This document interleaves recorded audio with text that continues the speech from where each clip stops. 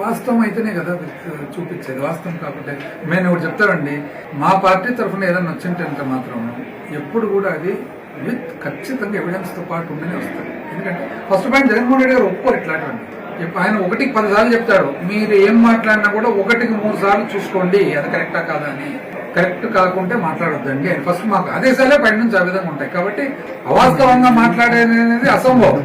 కాకపోతే వాళ్ళు లెటర్లతో పాటు చెప్తున్నారు కదా, ఆయనే ఒప్పుకున్నాడు, చైర్మన్ ఒప్పుకున్నాడు కదా, తప్పేముంది, ఆయనే అంటున్నాడు తప్పేముంది అని. ఇంకా తప్పేముంది అని ఆయనే చెప్పేటప్పుడు ప్రజలు అది తప్పే ఒప్ప అనేది ప్రజలు. మండలిలో అసెంబ్లీ మీద తిరుపతి లడ్డు మీద చర్చ జరగలేదు.